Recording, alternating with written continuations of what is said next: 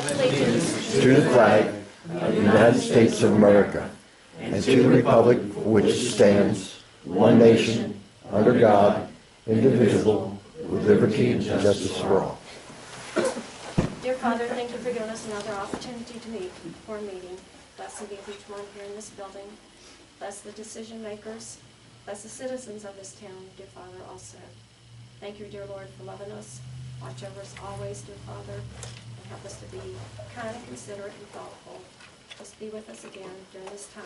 Amen. Amen.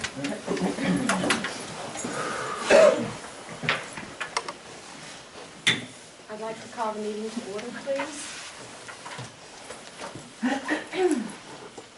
This is where you want us to say that.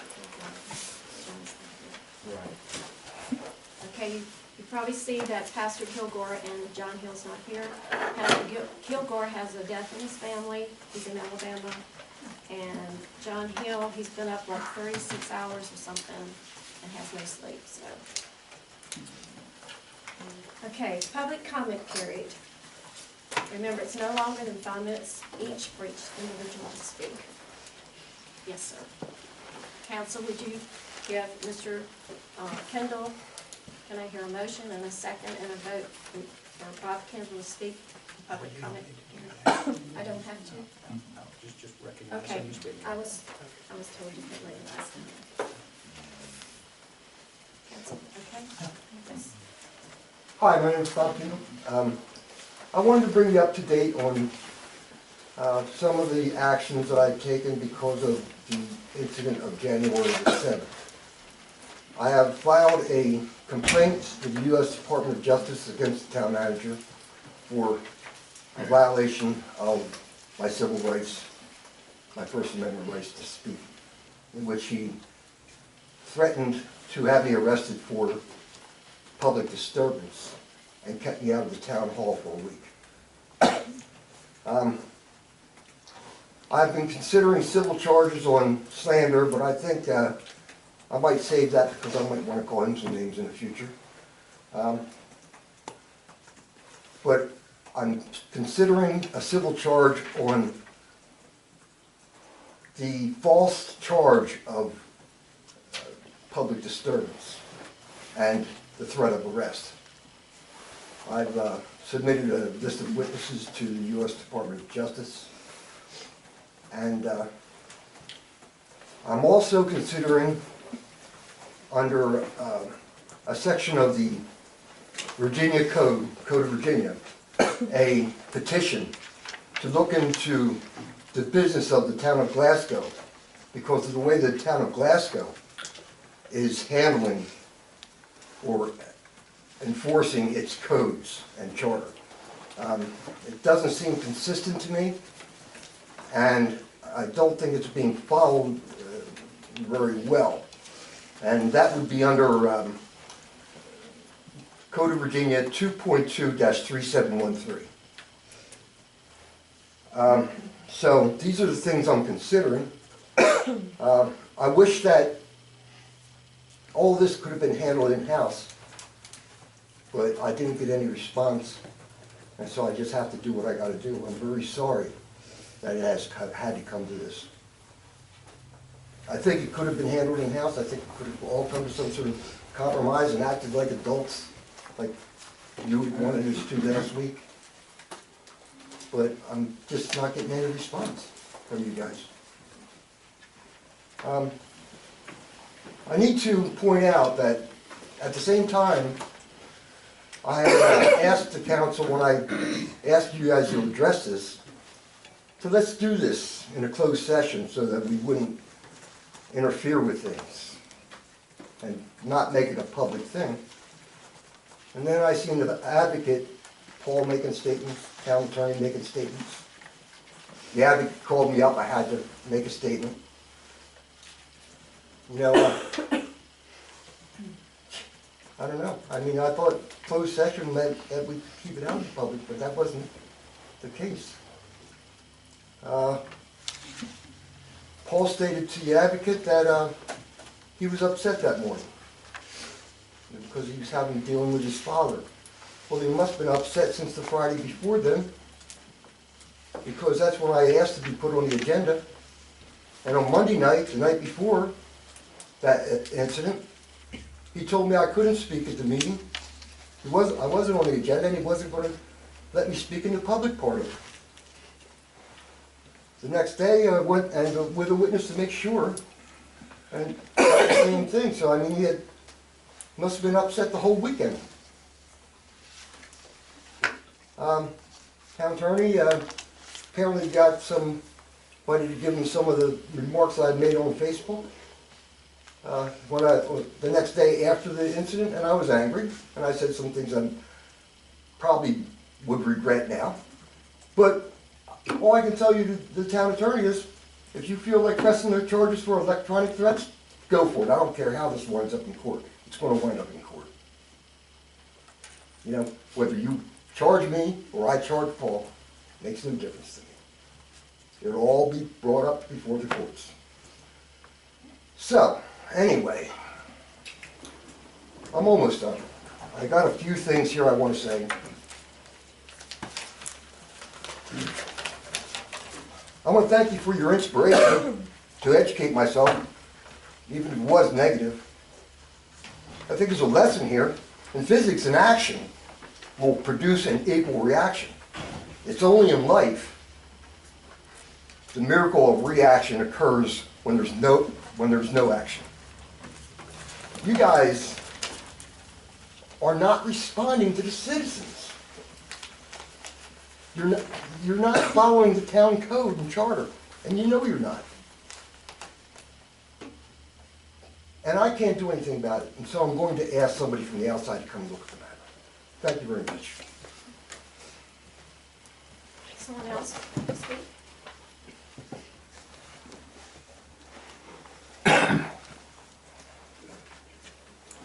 Yes, I would.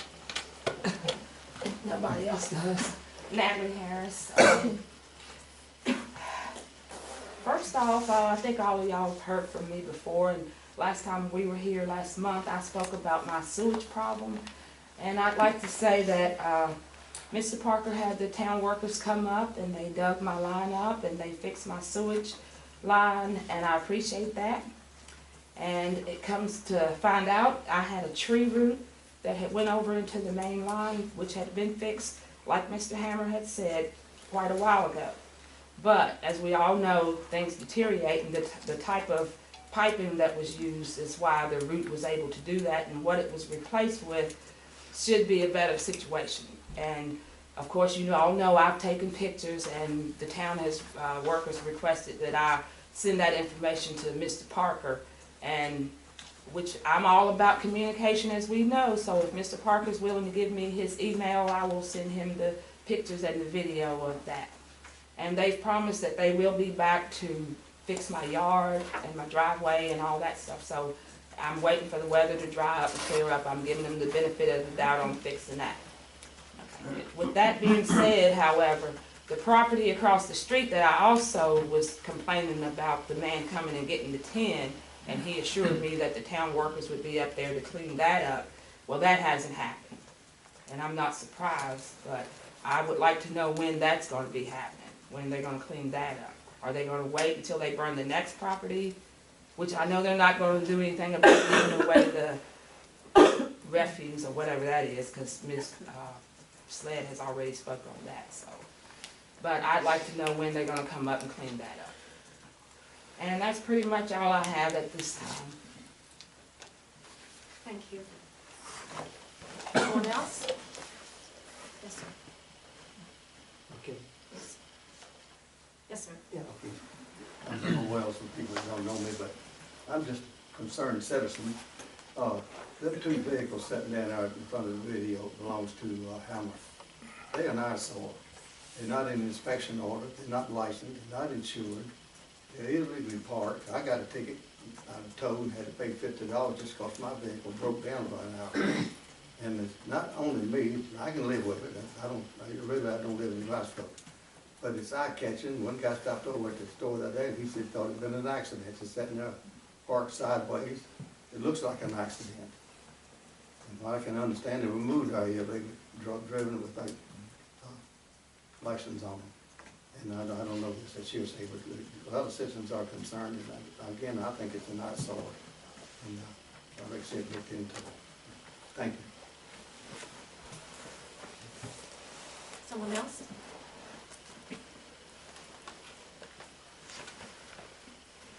Okay. Review the minutes of the last meeting for the January 14th, 2014. Any corrections? I have a question. On page 4, under E, where Wendy had spoke about requesting to receive an apology from the town manager. I know we had discussion on that. That was when they brought that up. In Paul's manager's report, he actually did an apology. And also for Bob and Lee, about the issue that happened about them being told they couldn't come back in town hall. I don't see anything to reflect any of our response back to these questions that was discussed in our public meeting. I think these minutes should reflect the answers that he gave back to them concerning the questions that they had. I think that needs to be completely looked at and re-added back in these minutes here. Under the manager's report, right? Well, that's when he did his response back to the questions that had been brought up. But we show nothing in these minutes, even though it was discussed in our public meeting. There's nothing in these minutes to show that. Anything else? Are we doing all three? Yes. All three sets of minutes? Yes. Okay, on the January 30th special work session, we did a work session and an executive session. In the executive session, it shows that we went into executive session, came out of the executive session, and it has a personnel action was taken concerning the town manager. We don't reflect what was done, who made the motions, and all that should be reflected just like it is when we go in and we come out. So those minutes, that part of the minutes isn't correct either. Because we have to show when we come out into a public meeting, the action we took, who made the motions, and what the motion was. It was done in the second meeting on January the 23rd, in the back and forth, where we went in executive session and came out, and Cameron submitted his resignation. It was showed as a motion, what the motion was, how it was voted, so we need to have the same for that session also.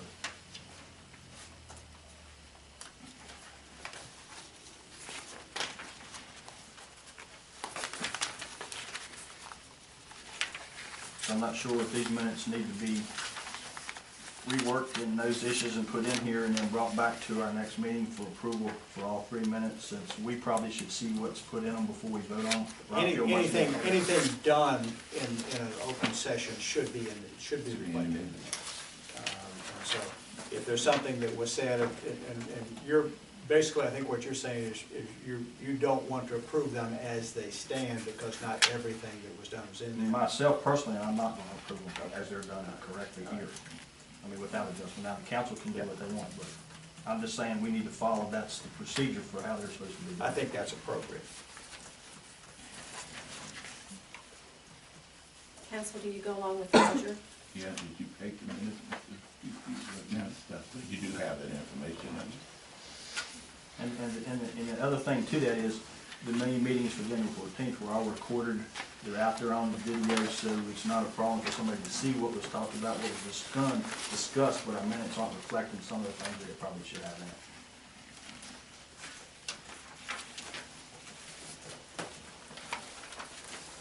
Okay, so the council wants to wait till next month, after the minutes are worked on, to approve them?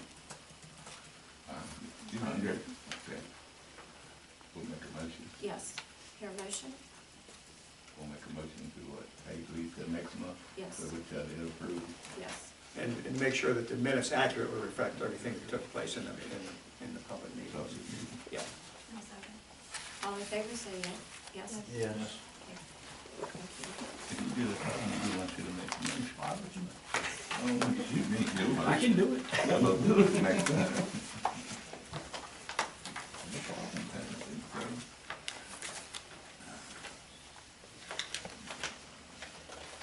Okay, consideration of the bills.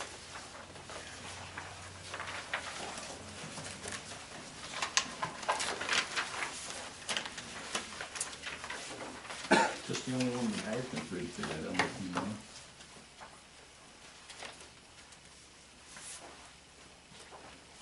Any questions about the bill? Only question I had, what color do we get? Thanks, Sergeant Britton. Purple. This will be the decals for 2004. Yes, sir. Perfect. Purple. I said, Lord, I just asked, just want to repeat, make sure it's clear. Do I hear a motion to pay this bill and any other bills? I'll make a motion to pay the bill for this decals. Second? Second. All in favor, say yes. Yes. Anyone opposed? Committees and commission reports.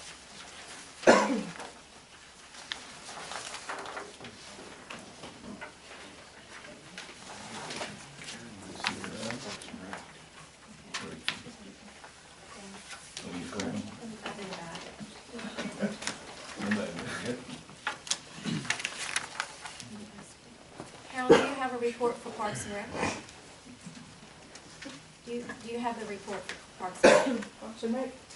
I'd say we had our first meeting last night. We had a very good meeting. We discussed a number of possible events that we will bring back to the March meeting to finalize them. Some ideas we came up with was a May Day festival with a tentative date of May 31st. We want to plan something for the 4th of July for the people here in town.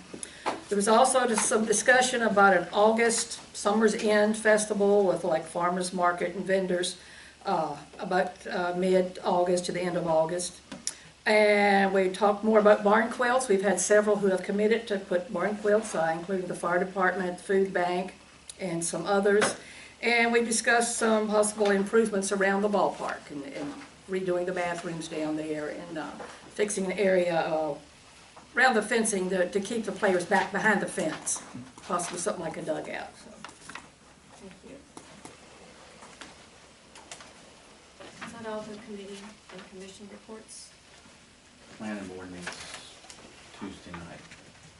Planning board meets Tuesday night at 6 o'clock at the town hall.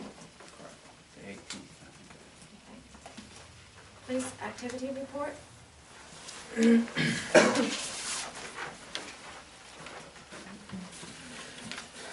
afternoon.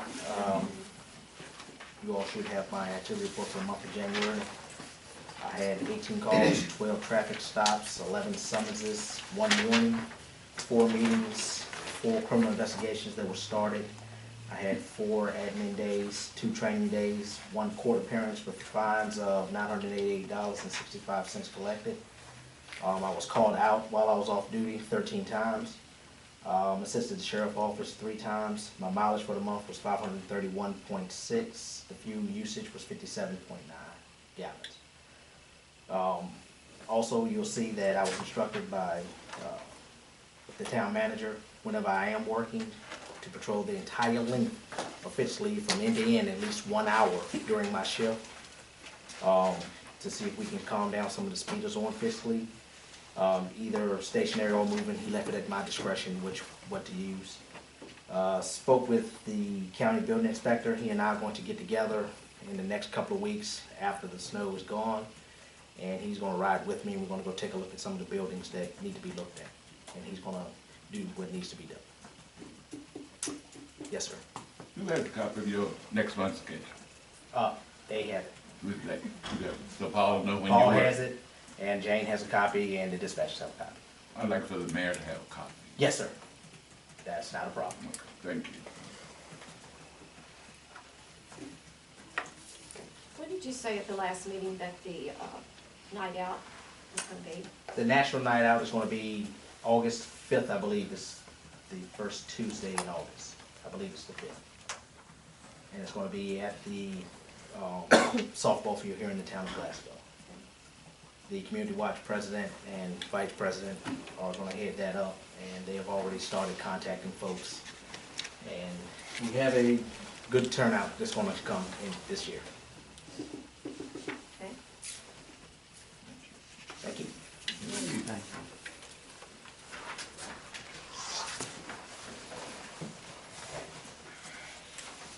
Okay, old business. Excuse me, if there's no names listed on the police report, can I get a copy of this business?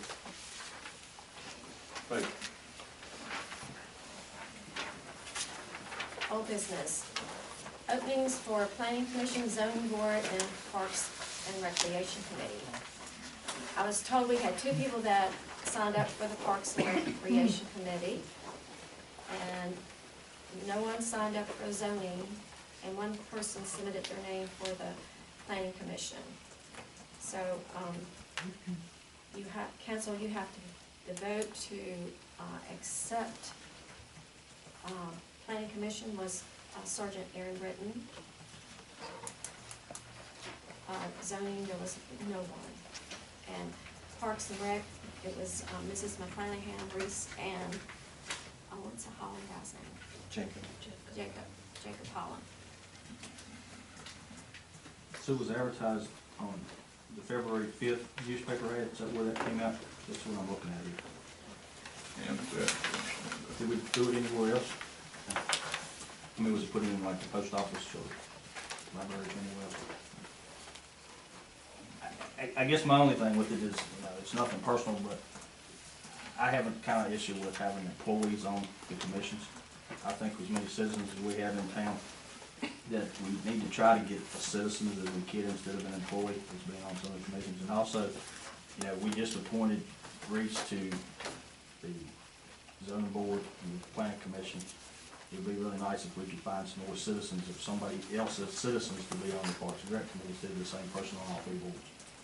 that would be That's just my personal feelings. That would be nice, but you know as I do, that most people will sit around and talk, they're not gonna volunteer, but see. I agree with We you, talked we about get it, it. a lot of the people bring up about citizen input, Well, all these people, this is our chance to try to Yeah. get some people in there, and if we just cut it short and say, okay, we're done with it, what if we go another 30 days and see, and if we don't, then we do, that's just my feelings.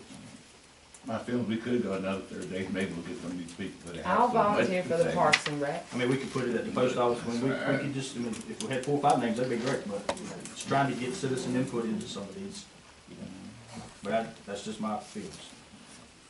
Can y'all put my name down to volunteer for the Parks and Rec? Well, you don't go to the post office. You have to go by the town hall, they have a form for you. Okay, I'll be by tomorrow.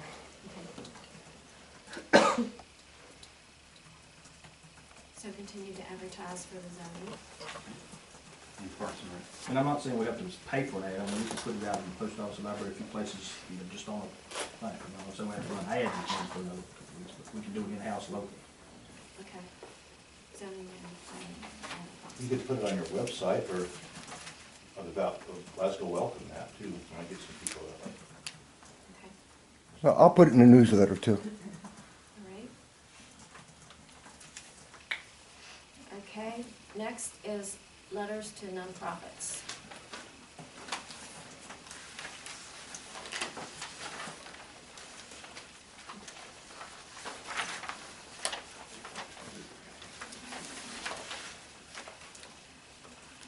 The letters were sent out to the nonprofits, and they're supposed to be at the March meeting on March 11th. So, and we'll see what the request is, and the council will move forward with that. I think that was all we talked about. Yes.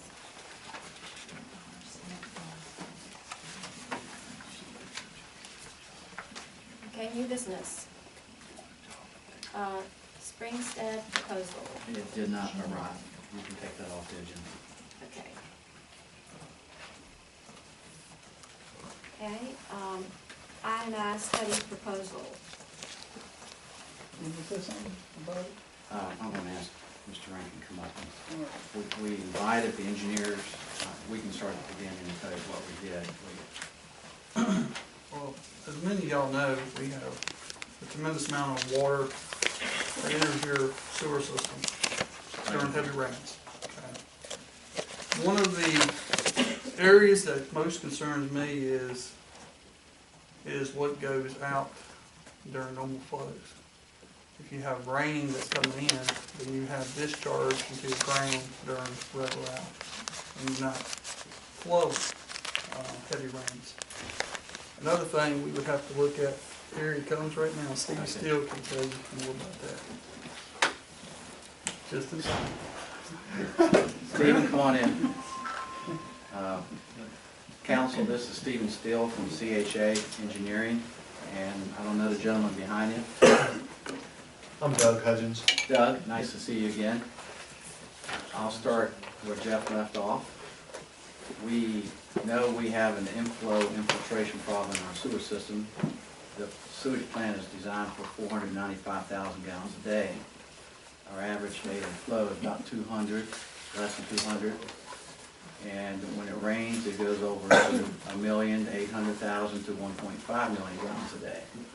So we have a serious infiltration problem.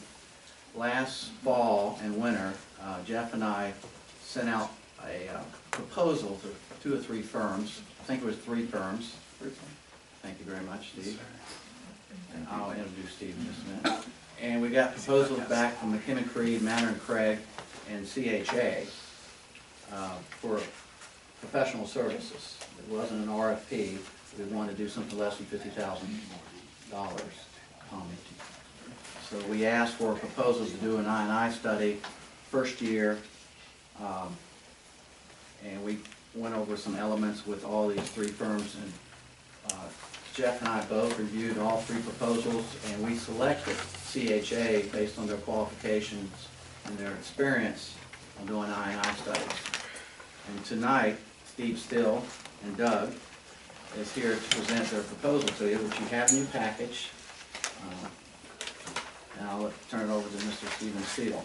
All right, we really appreciate the opportunity to be here.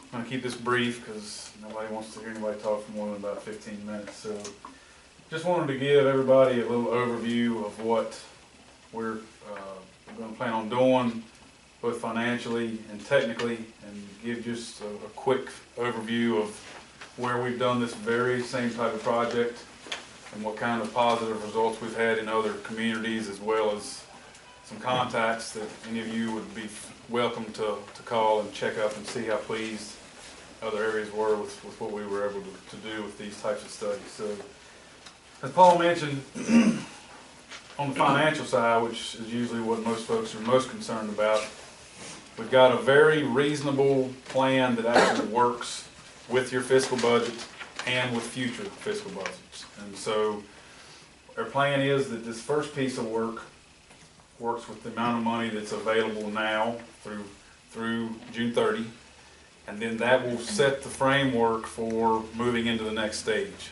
And so after that's done, we will have full-blown mapping of the town system sewer, which is not there now. We've just got GPS points. And we'll also have started the framework, and I talked to Jeff Rankin about this earlier, have started the framework of the town having their own standalone GIS type database. So that as we start building these mapping systems and start deciding what areas need work and what don't, you'll have a system that stands alone from the one that the county takes care of for you now, and you'll have direct control of that and be able to start managing your data for what you need to do now and later here internally with the town. So that's another piece of what we'll be working on the framework for. We've got some really good plans for the funding coming up in the next fiscal year that will include us doing extensive search for grant dollars. We've been very successful with programs like SER CAP and some other places that have all grant money, so that we'll tap into that before we go into looking at trying to find money in the next fiscal budget. So we've got a plan that'll be phased. Instead of trying to bite everything off at once and spending a whole bunch of money, we'll take our time and see as things progress what we're uncovering and what we need to do, which direction we need to go, so we're not boxed in, and we can manage that process a little bit at a time, both technically and financially. So it's a practical approach at really getting our arms around how we fix these surcharge issues. So that's kind of an overview of where we are, what the proposal includes. I don't want to get too far down in the weeds on that, but with that, we wanted to talk quickly about a couple of projects. I'm going to let Doug start first. Just wanted to go over a few real-life examples of where we've had problems just like this in communities just like about the same size as Glasgow, and how we were able to to take of those huge surcharges and rain events and how we were able to get those dropped down. So those got a few examples, and I'll finish with a couple of quick ones, and then you guys can ask some questions. So. And council, Jeff and I, we set aside $37,000 in last year's budget in the sewer, or maybe more than that, Jeff. No, it was 37. 37, so we still have that money available in the sewer account. Was that earmarked for I&I last year? Yes. Yes, it was. We had that as capital improvement, Yes. knowing that we had talked about the I&I. Yes. That's where that number's coming from? Correct. But, not to, let him go. Take patience. I apologize, I've been at a wastewater plant all day, so that's kind of why I showed up in jeans tonight, but just real quick, you know, we've done quite a bit of this work in Southwest Virginia. I don't know if Paul had shared with you some of the communities we worked in, but, you know, we do a lot of the work for the Western Virginia Water Authority, finding I&I, City of Salem, a lot larger communities as well as small communities. You know, we're doing work in the town of Rich Creek in Giles County, as well as working for Galax, town of Purcellville up in Loudoun County. Town of Lovettsville was an example of some of the information I wanted to share with you tonight. Is just some kind of real life examples, kind of before and after.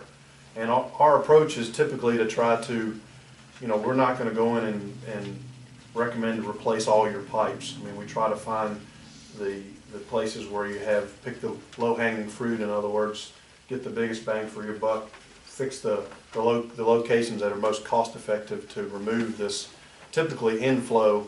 Whenever it's raining really hard, you get a lot of surface water that runs into the system, and to try to remove those. What Stevie passed out was an example up for Lovettsville. You can see some of the in this first little graph, some of the reductions that they had in their flows. I don't want to spend too much time getting into the technical discussion of this, but on average we reduced their flows by 35 to 40%. They were actually under. If you do not let these type of situations, if you let them kind of mothball on you, continue to get worse, a lot of the communities we work with get under consent orders with DEQ where they're forced to do this, and then it ends up costing a lot more money. So this was a community that was under a consent order to reduce their flows, and we assisted them. You could see on the next graph some of their influent flows, the pre-rehabilitation based upon current storms. Before the work, in some cases we'd have almost 3 million gallons per day of a peak flow coming into the plant, which causes a lot of problems with the facilities. And then if you turn over to the next one, you could see that after the rehab, we basically cut that from 3 million gallons a day to 2 million gallons a day. We're not suggesting that we're going to remove all the I&I from the system. That's typically not cost effective to do that, but we do want to try to pick the low-hanging fruit and reduce those flows as much as possible. I guess the other is in the town of Blacksburg. We're located in Blacksburg, and we've done quite a bit of work for them. And this is in one of their sewer basins, so it would be similar to the size of y'all's entire collection system where we did the work there. And they actually used to have, if you look at the first graph there, it says 10-year storm in 2006.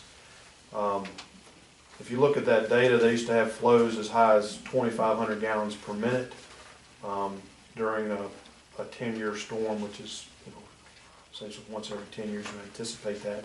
And those, where you see those everything kind of go up in flat line, they were actually, that's where water was leaving the system. So actually they were having overflows where raw sewage was coming out of the manholes out on the ground. And after our work, you can see the next figure where we dropped it from 2,500 gallons a minute and actually leaving the system to now everything's contained in the system, and we cut the flows down to about 2,000 gallons a minute. So that's really, I just wanted to share with you a few thoughts on where we've done this in the past and where it's been quite successful. So with that, I don't want to take any more time. I'll pass it over to Steve.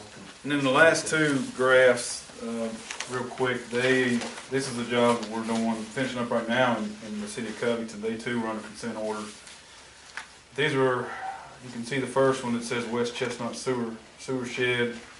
Their 10-year event was almost 1,400 gallons a minute. In the red and in the blue, you can see almost the same level of rain. We were down to 300 gallons a minute. So that was a dramatic reduction. Same for the next graph, which is the last one, Prospect Street. You can see the spikes again, almost at 1,400, and again, just over 200 gallons a minute was the after. So the way we were able to do this, and part of what's included in this first piece of work, will be flow monitoring of the existing system as it is now. So we'll be able to generate the same benchmarking data for what you have before any work's done. And every time you do one of these projects, the biggest thing councils want to see is you come back and tell us what we got for our money. This is how you measure that.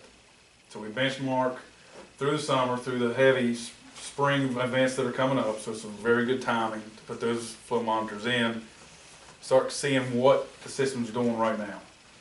And then that'll also help guide where we spend the majority of our time, as Doug said, the low-hanging fruit. And when we come back after we've done some work, we'll have that initial data to put our new data to. We'll flow monitor again and come back and say, this is what we've done. And it's measurable, it's real results.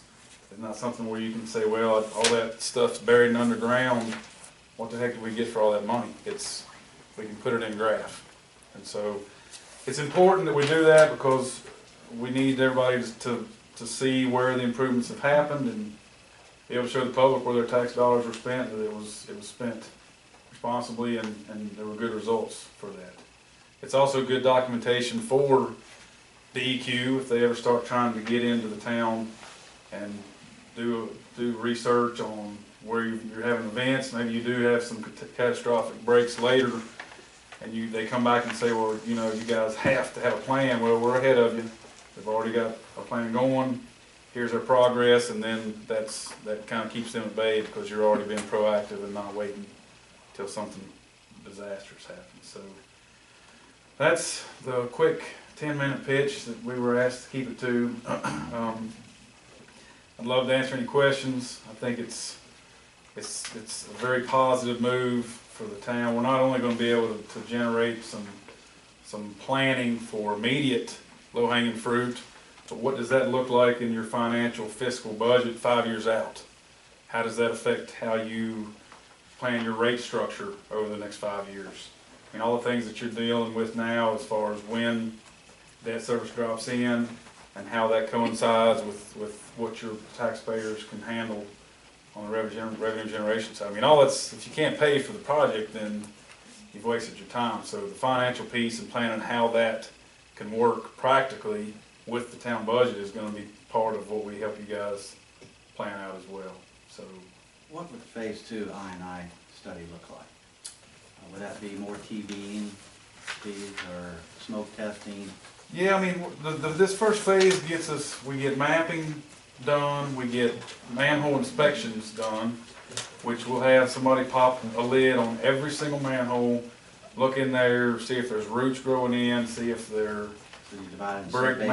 divided into sub-basins that are more manageable. We'll do the monitoring in those sub-basins, and then that'll start giving us an idea of where we possibly have the biggest concerns. That will drive in phase 2, depending on what that information tells us, we can do our camera work. If we can only find $15,000 worth of grant money, and the budget for the town only provides X amount more, we structure what that money can do and put it in the best place to get the best return on it.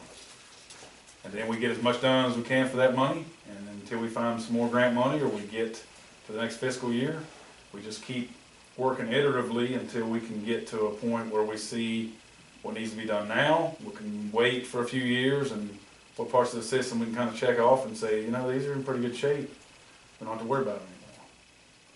So, I think the mapping and the stuff that I've been talking about with Jeff, being able to have a tool where you can fiscally plan and manage your assets on the sewer side, that's something that is gonna be happening in parallel with this work.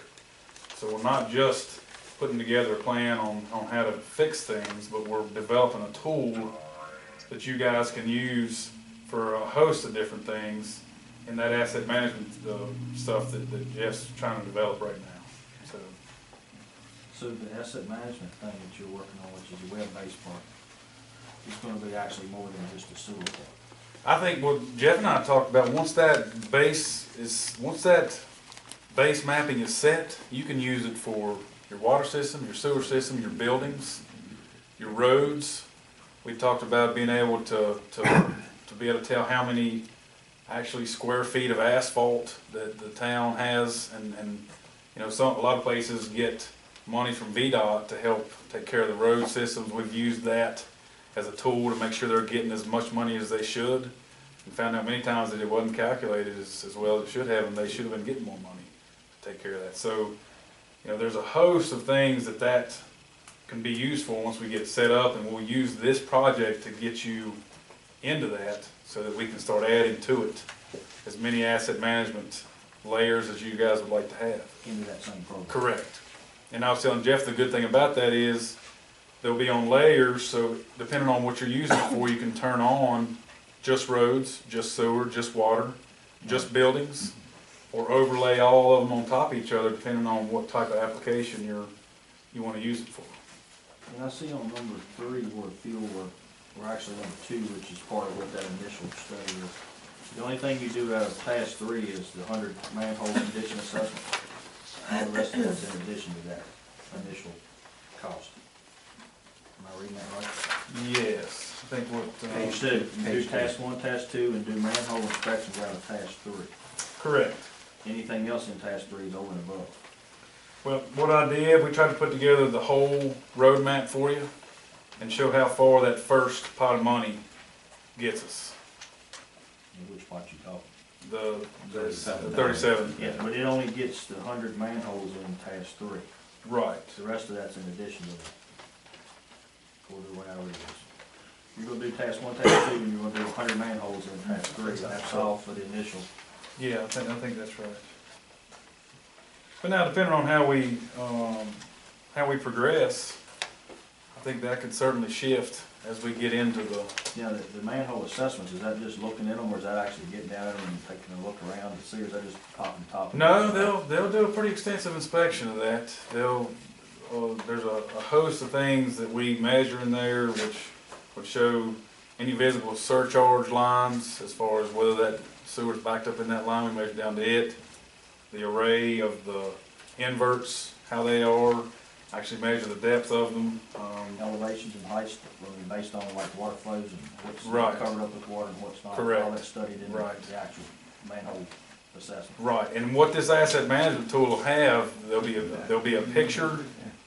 There'll be a picture of that, and there'll be a chart that has all of that data in it for each manhole. And when you pull your cursor over that manhole in your data collection that we're talking about, the fly down will come down, and you can either look at the picture of it, you can pull up the actual evaluation of the manhole, all that'll be right at your fingertips. And a lot of places we're able to use that. All that can be transferred into Excel. You can generate work orders based on that, and there's a lot of really, it's been a very popular tool because it helps towns, counties, and PSAs that are smaller and don't have 5 to 10 staff. It allows, you know, a couple of people to manage that system effectively with not having a whole team of people. So it's a good tool.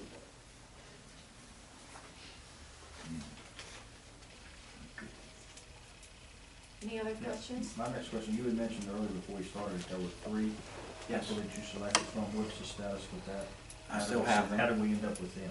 We use the criteria for the most, Jeff and I went through and reviewed the 3 proposals based on their qualifications and experience. So they sent back proposals? Yes. And I went through that and looked and selected this company? We selected this company based on their qualification and experience.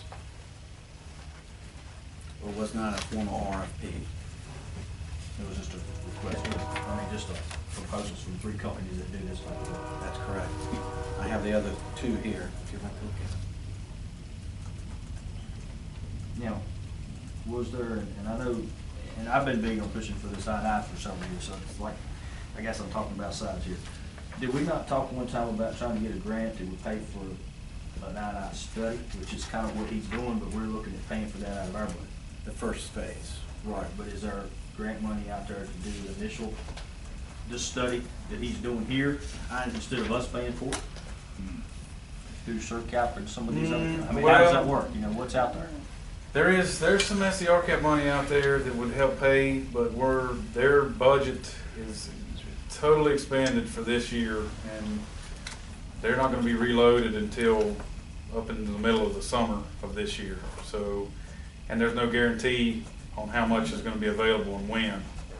The other caveat is a lot of the grant funding programs now, they wanna see that some skin has been put into the game initially. So this gets us in that arena and qualifies the town for a lot more opportunities, because we're not just putting a hand out and saying, you know, we haven't done anything, but we'd like you to give us some free money.